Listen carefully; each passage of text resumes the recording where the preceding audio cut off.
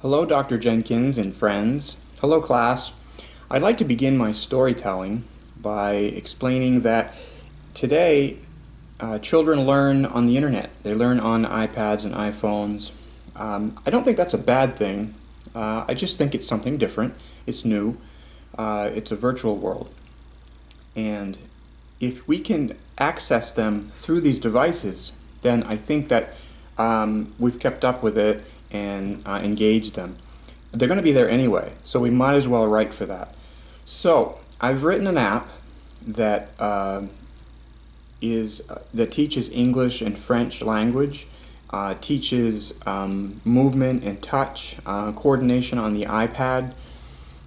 It's an Apple app that's uploaded to the App Store, so I can monetize it. It's written in Objective-C and written on the Xcode IDE, and then it can be ported to a non-Retina or Retina iPad and also iPhones in the future. So I'd like to show you it, and this is my version of getting in touch with children that need to learn, and by adding language to it, they not only learn social skills with there's a puppy character in here where they learn social skills. They also learn language skills, touch, coordination with devices. So there's lots to learn, and I'll show you what I've done. Okay, I'd like to show you Xcode.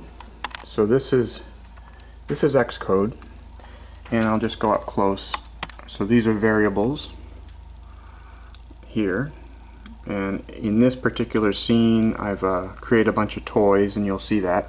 Then I created a boolean on-off if the toy is touched or not, and I'll just go through some of this here with you. Let's see. So here's the beginning.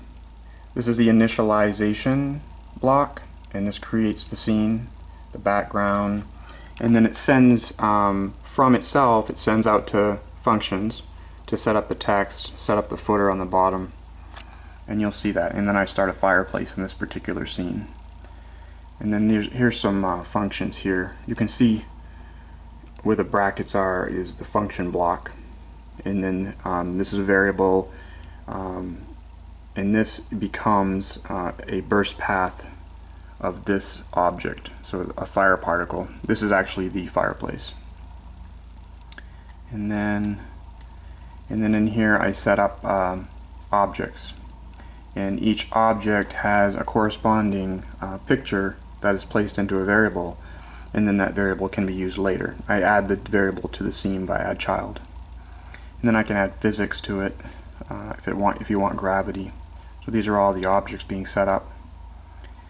And then here's another function. This is actually just for my debugging. Which scene am I in? When it's breaking on me, I'm like, where am I? So, because there's a bunch of scenes. And then I set some text up, and the text reads in French.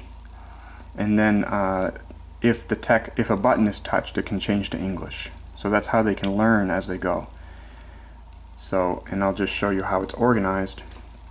So over here, for instance, these are different pictures. These are backgrounds. Here's different pictures. There's my icon that I made for it. You can barely see it, but that's the character. A little puppy. And then these are just more PNG files. Because it's on iPad and iPhone, you want to make it as small as possible. And here are the scenes. They're all .h and .m scenes. And that's how Apple sets it up. And then it's nice because each scene has its own beginning and end. You can have a global scene that touches all scenes, but by doing it this way, you can get rid of memory as it moves from scene to scene. So I have my iPad here, and I'll show you how it begins. And here's my icon. And this is the beginning.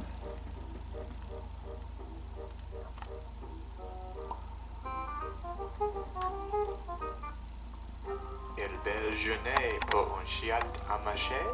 Quelle belle journée pour un chien à aboyer. I'm just going to turn it up a little bit.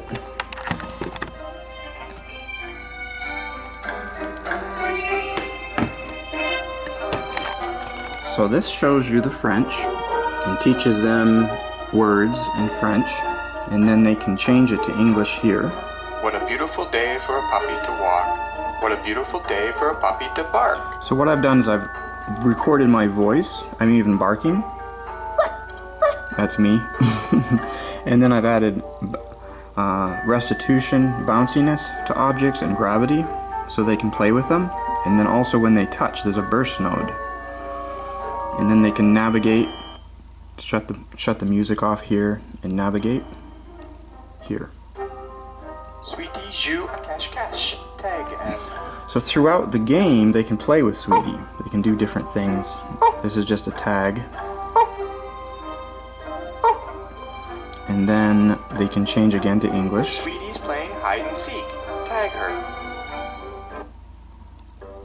Sweetie est restée dehors toute la journée et a joué avec ses jouettes. Mais alors, il a commencé à pleuvoir. And this is rain that I'm spawning. It's just one piece that's multiple spawns. Oh non, il pleut. Vite, mettez la parapluie de Sweetie sur elle. Oh no, it's pouring rain. Quick, put Sweetie's umbrella on her. So when you touch the umbrella, it locks to your finger. Attention aux éclairs.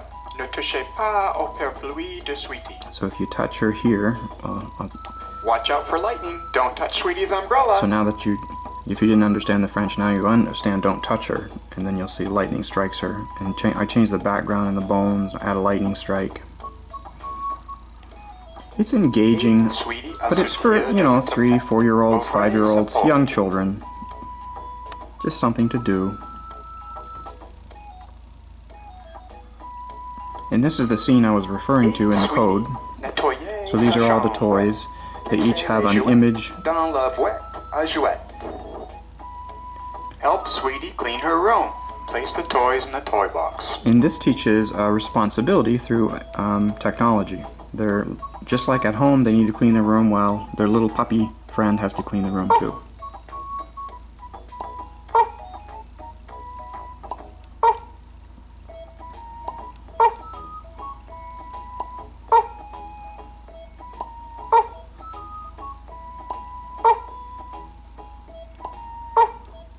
Sweetie, veux que tu l'aides à faire un puzzle. Ouvrez la boîte de puzzle. Sweetie wants you to help her make a puzzle. Open the puzzle box. And that's the burst node of the fire I mentioned earlier. So this is a puzzle, which is another good thing to help them with memorization and matching. And I made it into squares to make it easier, so it wasn't quite so difficult, and I only added 9. It was fairly difficult enough just to code. Formidable. C'était amusant. Wonderful. That was fun. And I try to give them encouragement throughout the app to build their self-esteem as they're building a social relationship with a puppy character. Sweetie va faire une sieste. Ooh la la, elle rêve. Sweetie's gonna take a nap. Wow, she is dreaming. So then the idea is to touch the dream. Ces inondations. Mettez le chapeau de scaphandre de Sweetie sur elle. It's flooding. Put Sweetie's scuba hat on her. And here they're going to save her and give her a chance to breathe. Now here I'll have to move the device.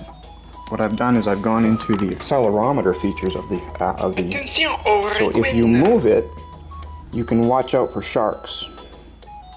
And then if you hit English, it'll tell you that. Watch out for sharks. And this is just a Y coordinate. I didn't add an X and there's no Z, so it's not 3D, it's just 2D. Qu'est-ce que Sweetie rêve maintenant? What is Sweetie dreaming now? And again, you touch the dream cloud. Attention aux aliens! And then, oops, you try to stay away from aliens. It's very simple, so I didn't want to make it difficult. And I didn't want them to fail, so even if they hit aliens, nothing's going to happen. There's not going to be any dying or any of that, so...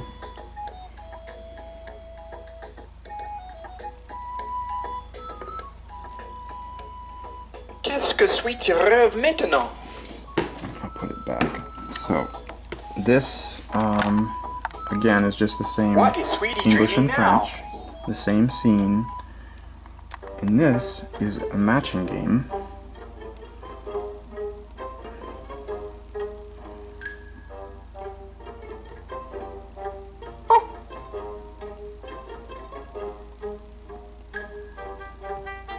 There's one.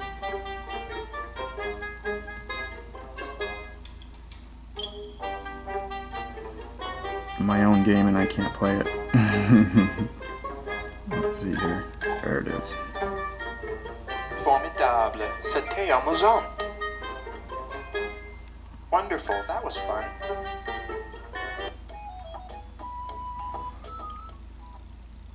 And then I just fade at the end. I actually had one more scene. It was a scene where there was a bone and you could throw the bone with your finger and then the dog would go over and grab the bone, but I couldn't quite get the bone in the mouth.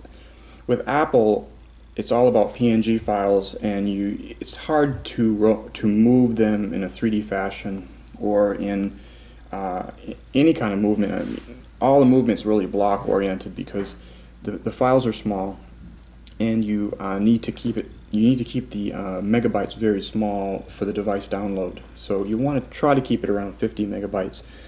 There are websites that take the PNG files and compress them, so you can make it a lot smaller. I think this app was like 80 megabytes when I finished, and then I got it down to like 40 just by taking every single image and compressing them one at a time. But the music and the voice, the narration, those take up a lot of space. So this is my idea of how we can access young children and bring technology to them. And in my opinion, this has changed society. You know, we're not in the classroom anymore. We're not necessarily giving books out anymore. Kids are on there. You can give a book to a kid, but they're going to put it on the shelf and they're going to start playing with their iPad or playing with their iPhone. So if they're already there, there's no sense in fighting it. We might as well just access them through that and try to give them some quality, you know, something good for them, something that engages them. And in this situation, this is only the first app, but this could be a storybook. This could be a bunch of books. This is actually a book, an interactive book. So at the end of it, I could have a series of books they could download. So if the child loved this little character and wanted to see more, you know, I could introduce a duck, I could introduce a cow, you know, other characters, and then get them more engaged. I could introduce new languages. I was thinking about teaching programming through it to children too, because that's possible. So anyway, I hope you liked my presentation, and I appreciate you watching. Thank you.